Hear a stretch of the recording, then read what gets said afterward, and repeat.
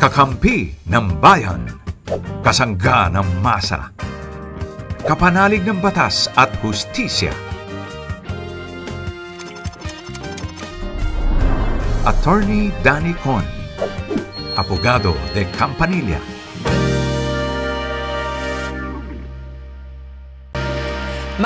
Magandang gabi po sa lahat ng ating mga televiewers, lahat ng mga nakatutok sa atin, ang mga masugid nating mga taga-subaybay. Abogado de Campanilla na po. Ako po ang inyong Mare ng Bayan, Mare Yao. Siyempre kamo, wala ba naman ang ating Abogado de Campanilla? Attorney Danny Con, magandang gabi. Magandang gabi rin sa iyo, Mare, at sa ating mga kababayan. Magandang gabi po sa inyong lahat. Sana hindi kayo nata-traffic mga friends and family, dahil pag nata-traffic, masakit sa bangs. Alam mo na yung masakit sa bangs? Oo. Okay, sige. Uso ba ngayon ng may bangs? Korean novela. Okay. Di ba? Hindi, ang hirap talaga pagka natatraffic ka, no? Kaya naman kung kayo po ay natatraffic, kung ako sa inyo at ganitong oras na, eto ang cellphone, andyan ang Facebook, nandyan ang YouTube, dapat manood ng TVUP. Ako, pag natatraffic kasi, talagang minsan mahirap ding magbasa. Oo, totoo yan. Ang libro Oo. o magazine pag ikaw ay nasa traffic. Pero hindi mahirap magbasa ng text.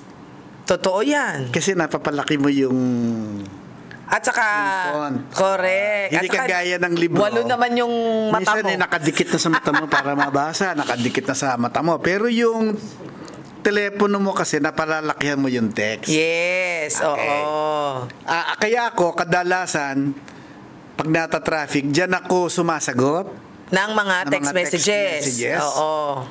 Dyan ako nagpapadala ng mga text messages. Ayan. Maganda naman talaga na kunwari nasa loob kayo na sasakyan, di ba? Magandang matawa kayo o matuto na lang, di ba? O earphone, kahit naman naka-on yung iyong, Facebook, makikinig ka lang naman, di ba? Okay na okay yan. May pero? Hindi kasi pagka minsan matagal ka nang nagbabasa sa text, mapapansin mo, parang napapagod din yung mata mo. Oo. At pag napagod ang mata mo, ang kasunod doon ay matutulog ka, alam ko na. Oo, maghihikab-hikab ka na Sabi yan. ko na nga ba, itong partner ko medyo masa. Medyo masandal tulog. So halatang-halata yan sa mga edad ng ating mga friends. Hindi ko sinabing ikaw. Sabi ko yung iba lang. Okay, sige. Eto na po ang mga numerong pwede ninyong tawagan. Ano nga ba ito? Ay, kapag ka po Globe ang inyong telepono, 0954-310-0331. At kung smart naman, 0961-770-8807. Kung kayo po ay nanonood Yes. sa inyong cellphone o sa inyong computer Yes. o sa inyong TV, nandyan po, ayun, tumatakbo Kitang-kita. Ayan. dun sa ilalim po ng screen. Ayan. Naka-crawl. Crawl ba tawag Crawl dyan? yung tawag dyan sa ilalim. Crawl, parang gumagapang. Gumagapang. Ayan. At Hindi syempre, tumatakbo, sir. Gumagapang. Yan. Eto na ha. Pwede ho kayo mag-iwan din ng mensahe sa ating Facebook at YouTube. At syempre, lagi kaming, pag may prinamis kami dito, binabalikan talaga namin kayo. Mamaya babalikan natin yung isang tumawag sa atin. Tatawagan natin siya. Dahil nga medyo naputol tayo at marami siyang gustong itanong. Ganon din ho sa ating mga friends na gustong magtanong. Kung ayaw nyo tumawag sa amin, text kayo. Kung gusto nyo kayong makausap, mag-text din kayo kung anong numero para babalikan namin kayo. Tatawagan ho namin kayo. Okay? So yung dating tumawag sa atin, si Amor, babalikan natin siya. Okay? Tatawagan natin. So ready ka na, Amor, ha? So ito muna ang ating first texter, si Gary ng Quezon City. Ask ko lang po kasi kumuha po ako ng loan sa bangko. Pero hindi po ako na-approve. Based daw po kasi sa credit history ko from isa pang bangko na inutangan ko noon ay hindi raw po ako nakapasa sa kanilang standards or requirements. Okay, gusto ko pong malaman kung tama ba ang ginawa ng unang bangko ko na inutangan ko na pamigay ang ibang impormasyon ko sa ibang bangko. Ay, magandang pag-usapan to. As Dahil? dahil ang daming ganyan. Sige nga, attorney, may tanong ako sa'yo. Siguro ang magandang halimbawa dito ay yung credit card. Dahil ang credit card, pag kunwari ikaw hindi nakabayad sa isang bangko, halos lahat ng bangko alam na hindi ka nakabayad.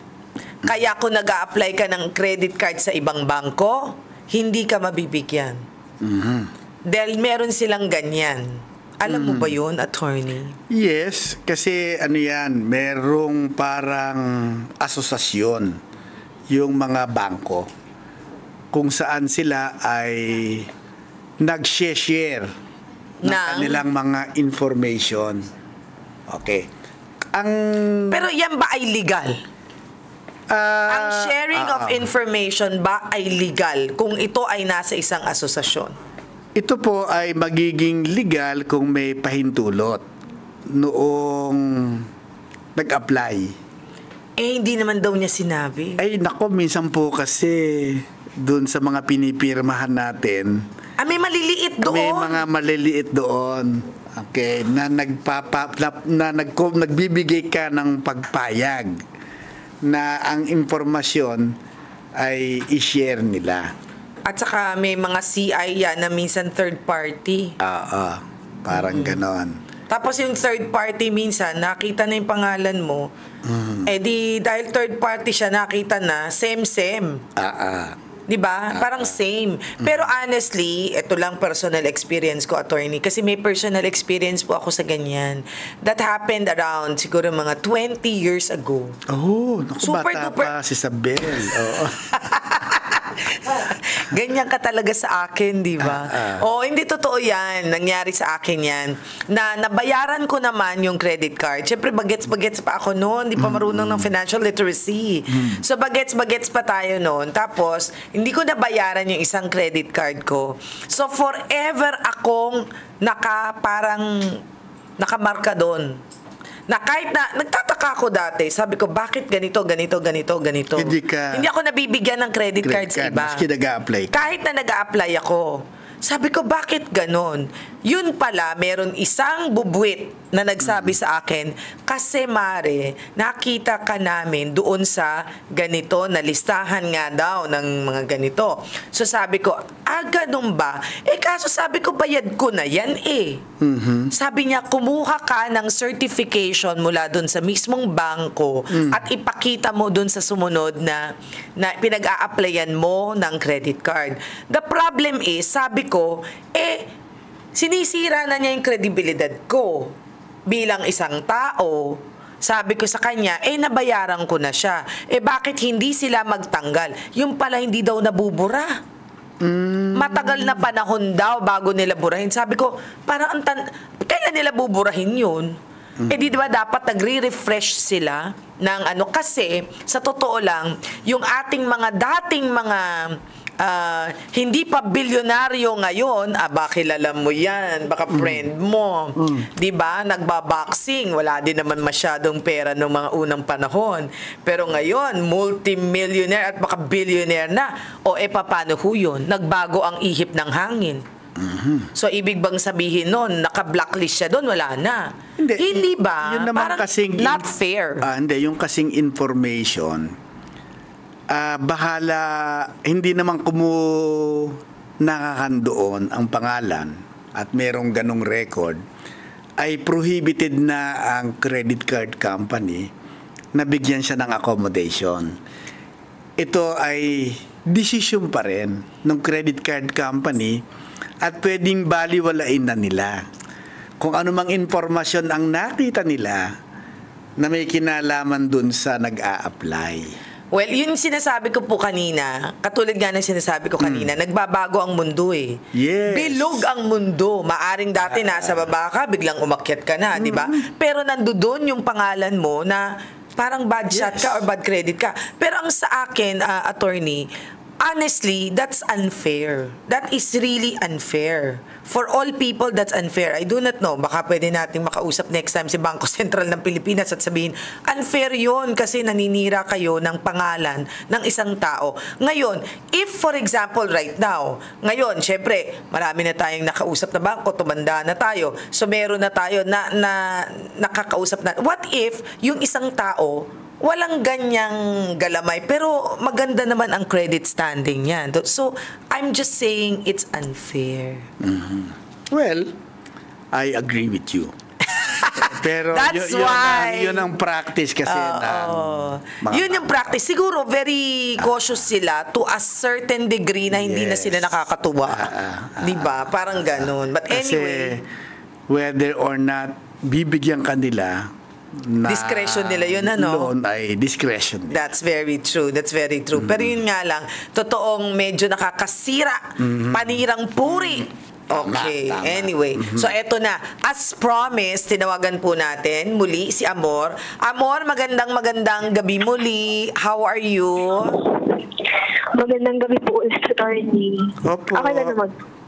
Ano po yung itatanong nyo sanang naudlot? Naudlot kasi nga nagkulang ng oras. Amor, go ahead.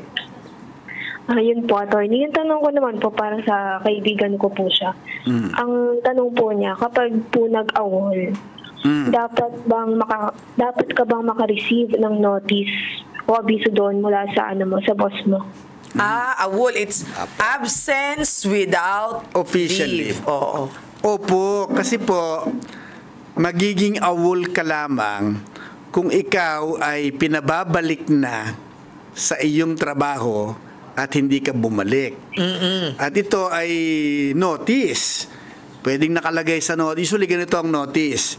Okay, pag matagal ka nang nag-absent, okay, pero wala kang official leave, makaka-receive ka ng order mula sa iyong employer na ikaw ay bumalik sa trabaho mo, at nakalagay doon kung kailan.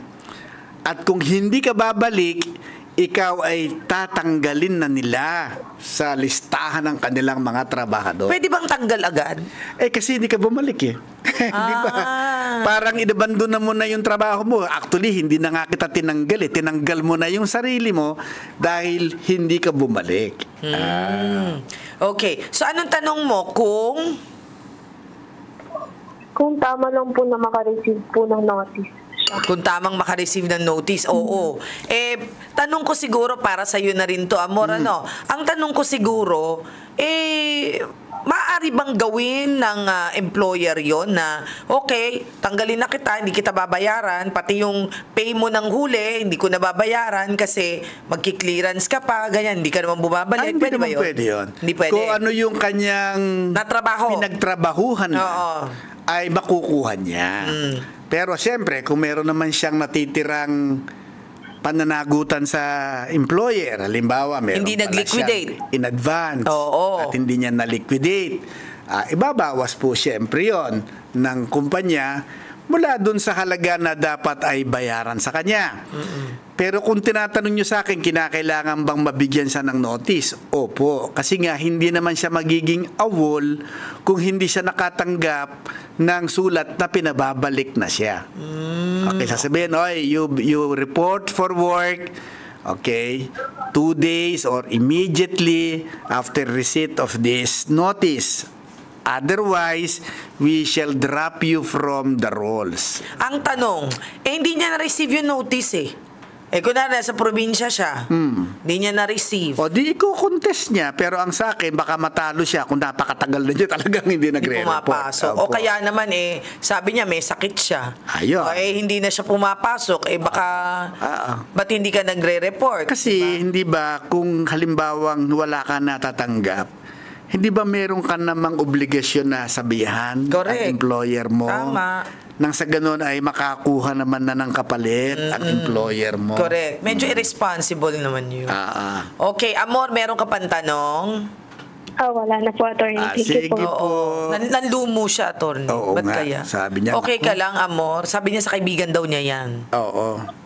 Yes, Naitago po. natin sa pangalang Amor. Hindi, joke lang. Joke lang. Okay, thank you, Amor. Thank you, attorney. Okay, sige. Eto naman si Tim.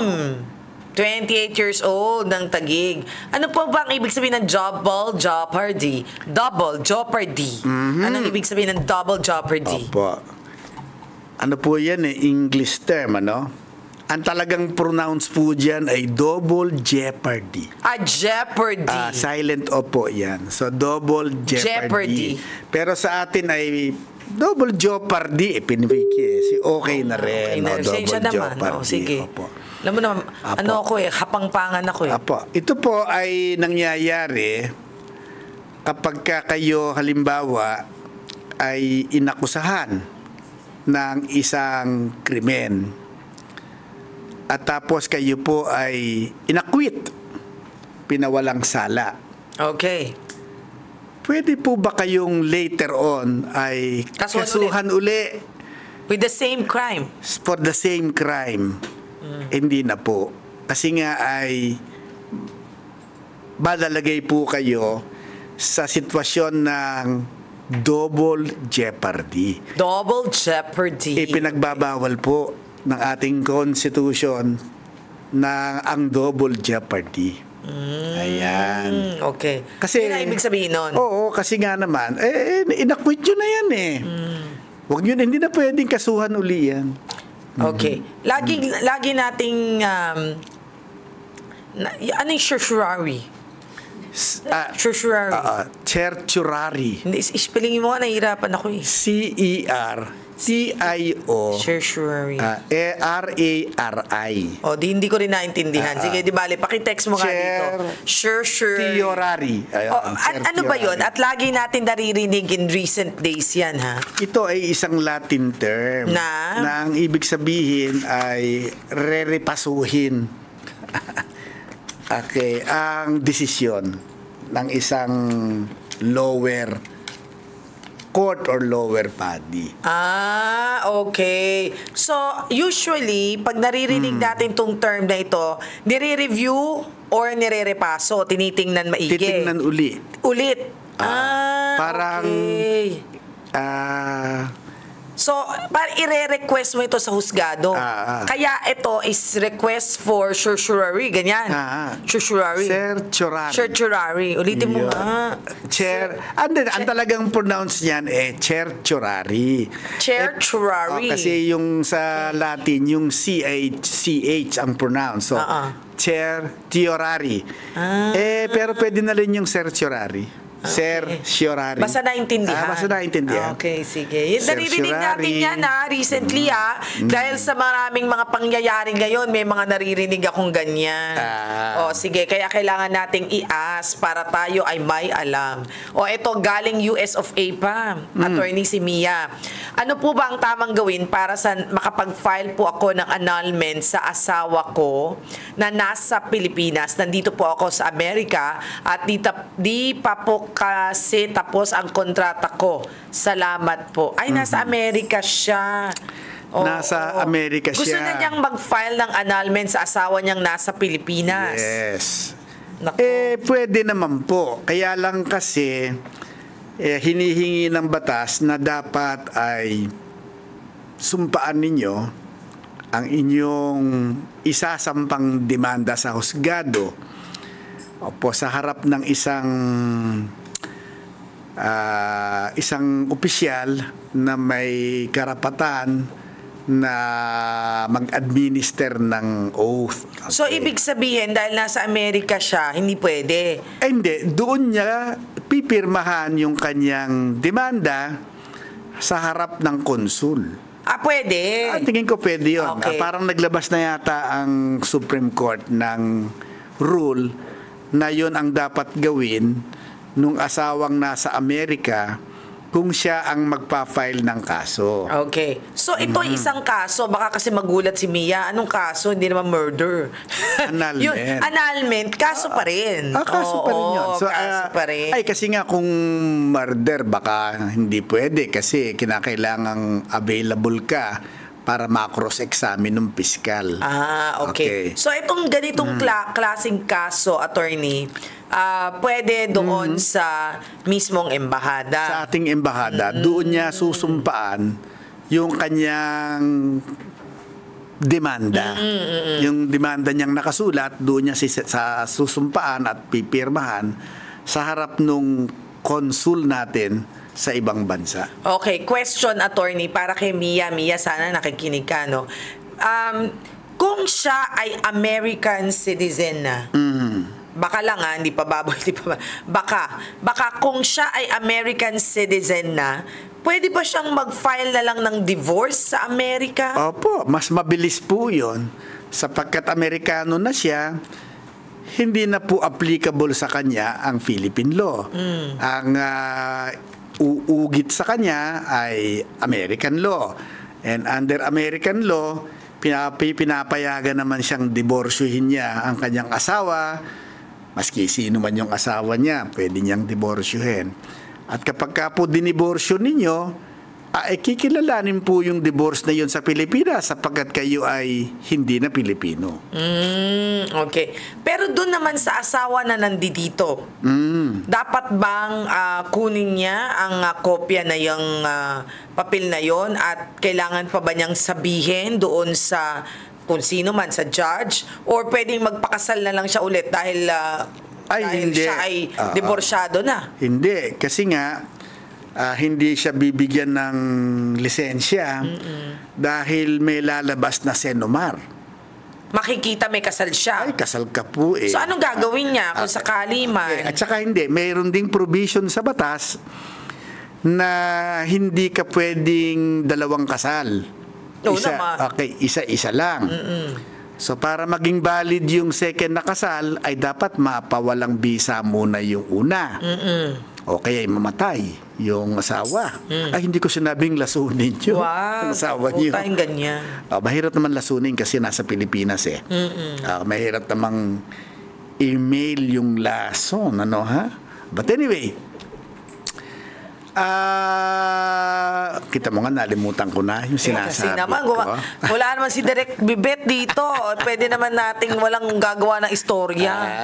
Hindi, pero ang hilig kasi natin gumawa ng istorya. Okay. Pero po kasi nga, para po makapag-asawa siya, ay dapat kilalanin muna ng Pilipinas yung divorce na iginawad sa Amerika sa asawa niya. At yan naman po ay kikilalanin kasi it is unfair. True. Na yung babaeng nasa Amerika ay hindi nakasal sa kanya, pero siya kasal pa rin dun sa babaeng hindi nakasal sa kanya. Inulit mo lang eh. Hindi, yung babae ay hindi nakasal sa kanya. Oo nga, at meron ng buhay. Pero siya nananatiling kasal doon sa babae. Doon sa babaeng hindi nakasal sa kanya. Oo nga. Sabi niya, misis ko pa yun, hindi na kita husband. Oo, totoo Amerikano na ako eh.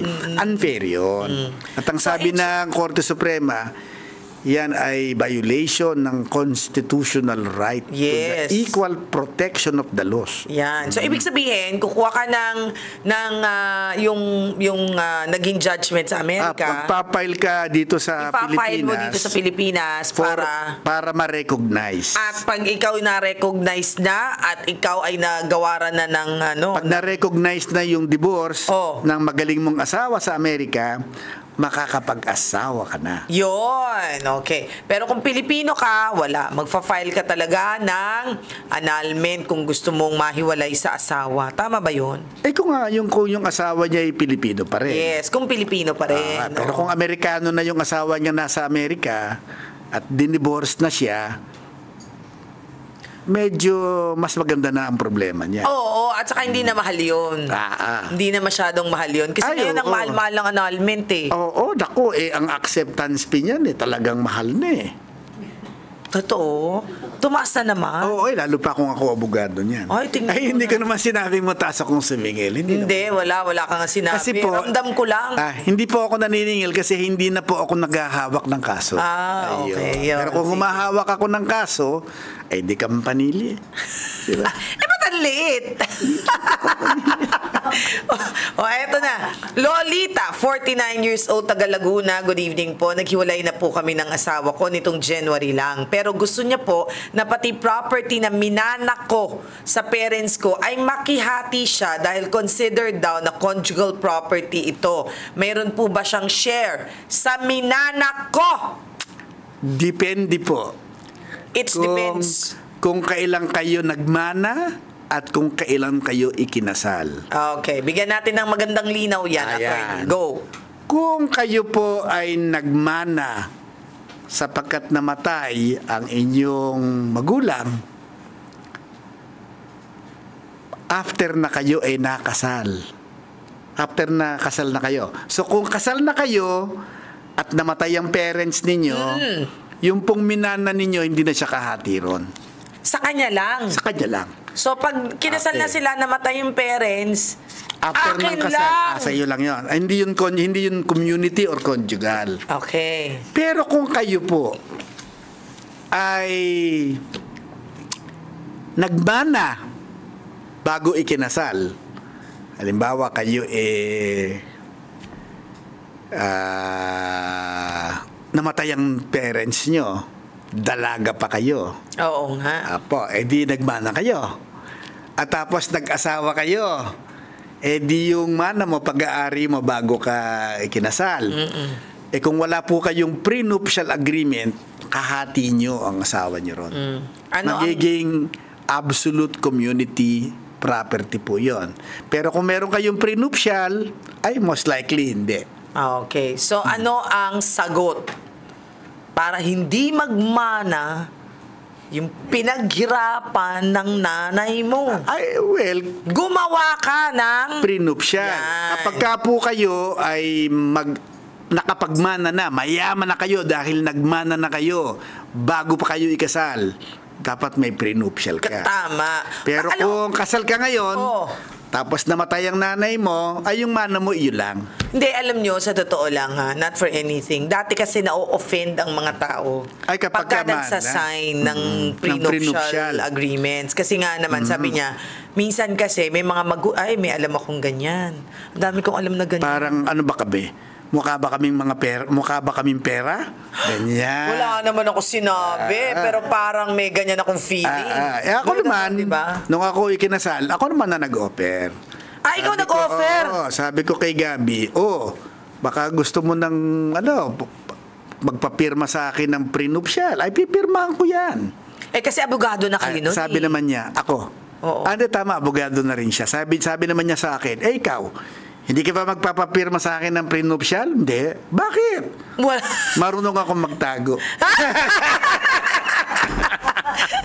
Talaga marunong kang magtago.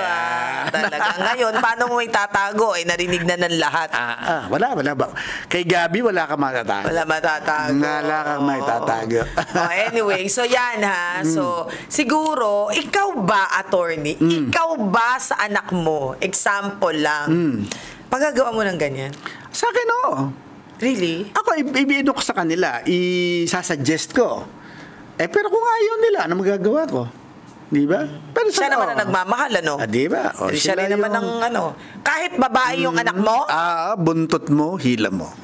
Kahit babae yung anak mo? Oo. Uulitin ko ulit. Kahit babae yung anak mo? Oo. Bahala sila sa buhay nila. Really? Kasi, honestly, sa akin kasi di ba pag lalaki, talaga namang responsibilidad mo ang babae. Di ba? Pero minsan yung babae mong anak, pagkatapos inapi-api lang, pagkatapos may share ka pa. Kukunin ko, babawiin ko. Pero may share pa siya dun sa hatian ng pera. Kung may makikita siya. Sabi ko na magaling kang abogado Sabi ko na nga ba ganyan tayo di ba? Sige na nga. Siya. Anyway, sabi ko na nga bang kun talaga natin si Attorney Danny Concepcion di ba? Pero kahit na hindi niyo siya kunin, makinig lang kayo dito sa amin. Araw-araw. Marami kayong matutunang pagtatago. Hindi, joke lang yan. Well, anyway, hanggang sa muli po sana po'y naibigan ninyo ang aming programa ngayong araw na ito. At sabi ko nga, magandang may alam, lalo na sa batas. Magandang kahit hindi tayo nangangailangan ng tulong na immediate. Di ba? Pero may alam ka Matapang ka. Yes. Hindi ka atakbo. Atapang ka. At ikaw ay magtatagong hindi parang pako. Pero pagdating si Gabi, atakot ka. Atakot. Atakot siya. Sige. Anyway, hanggang sa muli po, ako inyong Mare ng Bayan. Mare, yaw. Attorney Danny Con po, abogado de Campanilla ng Bayan. Magandang gabi po sa inyong lahat. Hanggang sa muli. Bye!